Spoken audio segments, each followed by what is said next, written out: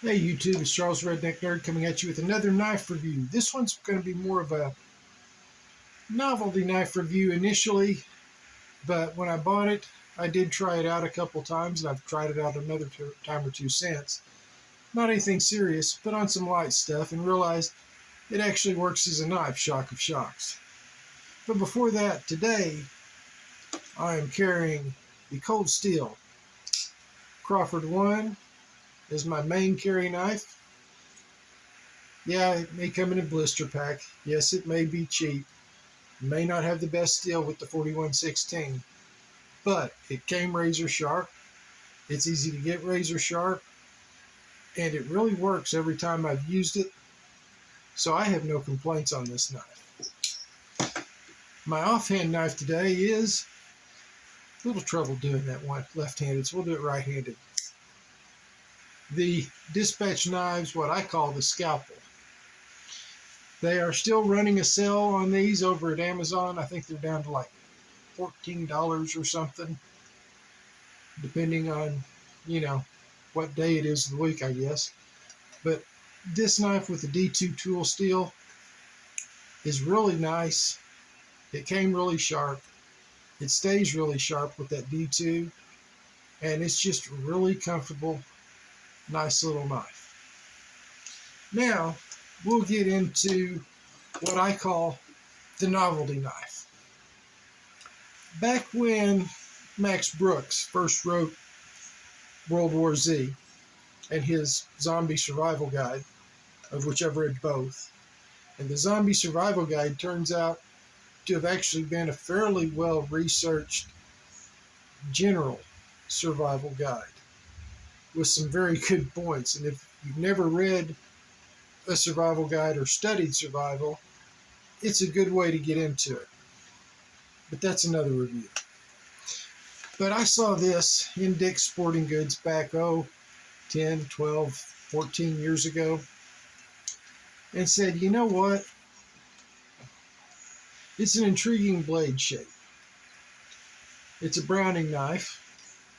It's their, obviously, zombie apocalypse knife with the toxic green day glow rubberized handles, black blade,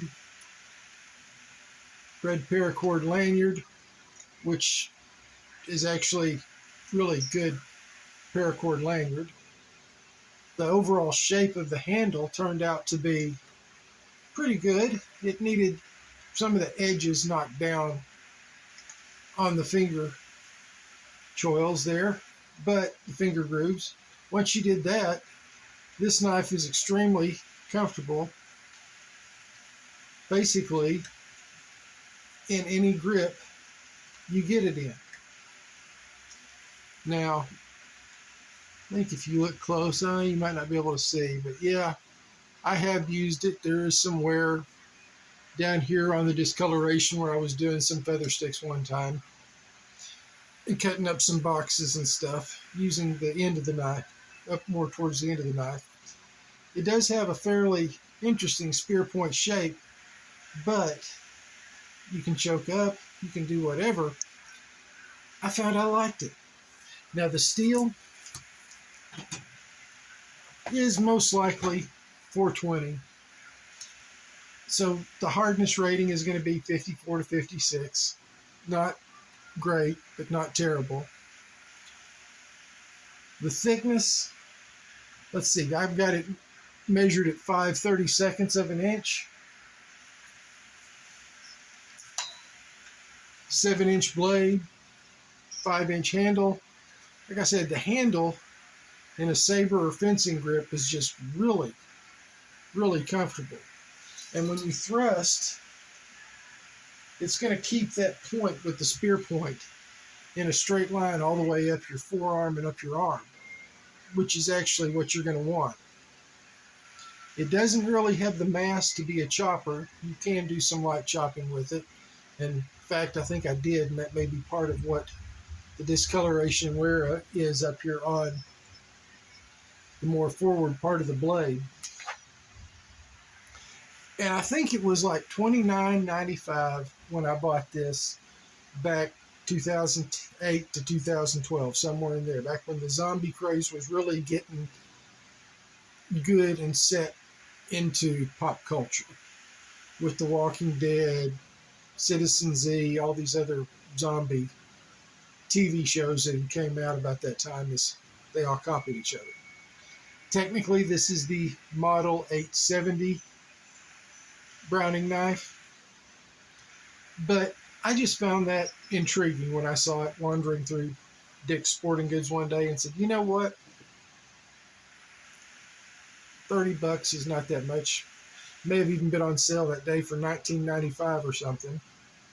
And I said, I'll get it and take a chance on it. And then I was kind of pleasantly surprised that it was an actual hardened and tempered piece of steel that I could, if I wanted to, use. But I just really kind of like having a zombie apocalypse knife that says it has a little danger toxic emblem on it, toxic green scales. And this to me became more of a collector. Mainly because the sheath is kind of a nylon covered foam thing. Even the welted area is this kind of a harder foam. And that's where you're going to put your belt loop through. And to me, this is not a knife you're going to want to take and carry, use in the outdoors with this particular sheath. Having it around your house, maybe carrying it around the yard while you're doing yard work would be one thing, but actually taking it out and going anywhere with this, no. So, I just wanted to share with y'all more of a fun, collectible, memorabilia style knife that is still functional as a knife, but you're not going to really want to use it. Now, of course, Little Squatch is going to come in and give you his 2 cents worth on what people you should be watching on YouTube. And as usual, we've got 3 usual suspects. Scab at Steel Forged and Fire. Scab at Steel Forged and Fire. Excuse me, Scab. I'm getting you and Joe mixed up because y'all are always together so much. Scab at Choir Boys Cutlery Outdoors. Then there's Joe at Steel Forged and Fire, Sword and Knife. And finally, Gruggs at Legion Tactical Cutlery. But I also have 2 others. Satu Dave, who's sent me a box that we'll discuss at a later time, of knives. So we're going to be showing you those as soon as I get all the information about what all is sent. And of course, a new guy that I've become friends with. He's at Peterbilt Knife Guy 2. That's Peterbilt Knife Guy, and then the number 2. He's a good guy. He does knife reviews as well. He does modifications, including taking an SRK and putting a stacked leather handle on it, which I found fascinating. So, go check them out. They're good to watch. They're fun. And y'all be safe. We'll see you here next time. This is Charles the Redneck Nerd. Got it right for once. Didn't say Redneck Jones. My brain sometimes, people. So this is Charles the Redneck Nerd signing off.